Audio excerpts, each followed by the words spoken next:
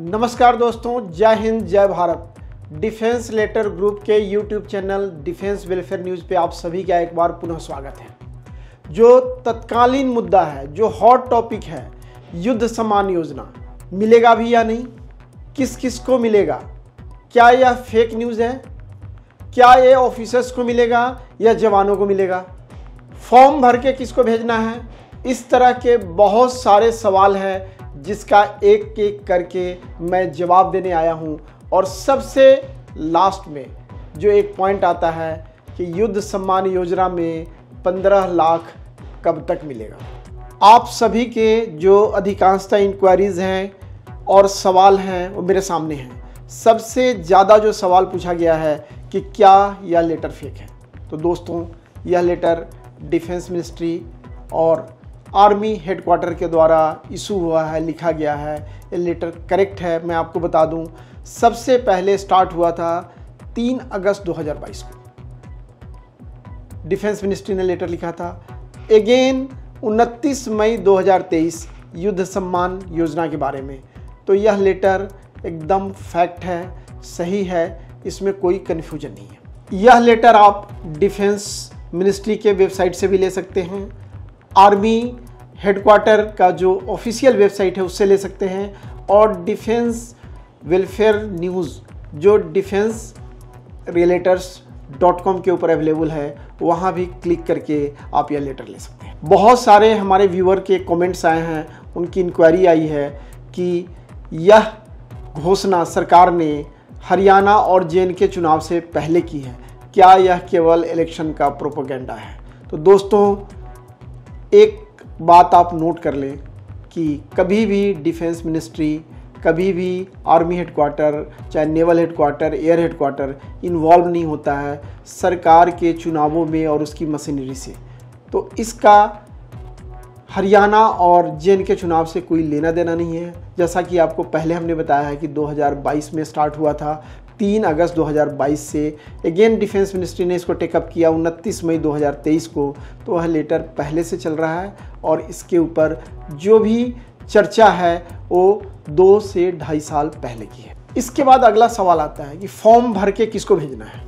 इसमें एक सबसे बड़ी दिक्कत क्या थी कि हमारे साथी वेटरन्स जो पूर्व सैनिक अलग अलग सोल्जर बोर्ड में जा रहे थे, क्योंकि अधिकांश सैनिक जो रिटायर्ड हैं और दूर दराज के गांव में रहते हैं, अलग अलग जगह पे रहते हैं।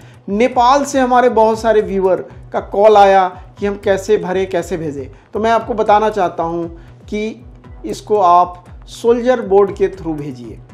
अब हर एक सोल्जर बोर्ड ने लेटर एक्सेप्ट करना शुरू कर दिया है, जो परेशानी थी वो ख़त्म हो गई है।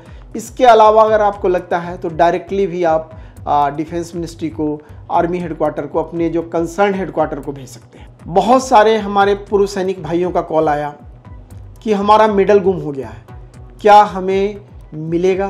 तो जो 3 मेडल्स ऑथराइज उस समय के हैं 1965-71 वार के, जो हमने आपको बताया है, अगर आपका मेडल गुम हो गया है कोई मैटर नहीं है, आपके डिस्चार्ज बुक में इसका एंट्री होना चाहिए। आप उसके साथ जाके अपना जो फॉर्म कंप्लीट करके आप concern near by soldier board में जमा करें। एक और सवाल है जो अधिकांश हमारे दर्शक पूछते हैं कि क्या 15 लाख सभी को मिलेगा, सरकार इतना पैसा कहाँ से लाएगी। तो दोस्तों, आपका काम है, अगर आपने 1965-71 के वार में भाग लिया हुआ है, आपके पास तीनों में से कोई भी मेडल है, तो आप अपना फॉर्म कंप्लीट करके भेजें। सरकार सभी फॉर्म को, जो हमारा डिफेंस मिनिस्ट्री है, सभी फॉर्म के स्क्रूटनाइज करेगी और जो एलिजिबल होंगे उनको पैसा मिलेगा। एक नुकसान होगा अगर किसी कारण से आपने फॉर्म नहीं भरा, किसी के बहकावे में आ गए कि पैसा कब मिलेगा, कैसे मिलेगा, किसको मिलेगा, मिलेगा या नहीं, तो एलिजिबिलिटी से आप बाहर हो गए। एक और सवाल कई लोगों का आता है कि सरकार के पास, रक्षा मंत्रालय के पास सारा डेटा है, फिर रक्षा मंत्रालय हमसे क्यों मांग रही है। तो दोस्तों, इस विशेष करके आर्मी की मैं बात करूं तो कई बार पूरी ब्रिगेड, उनकी प्लाटून इन्वॉल्व होती है और उस समय इतना सारा कंप्यूटराइजेशन सिस्टम नहीं था, तो कोई छूट न जाए इसके लिए हर किसी से डेटा मंगाया जा रहा है, इंफॉर्मेशन अपडेट किया जा रहा है।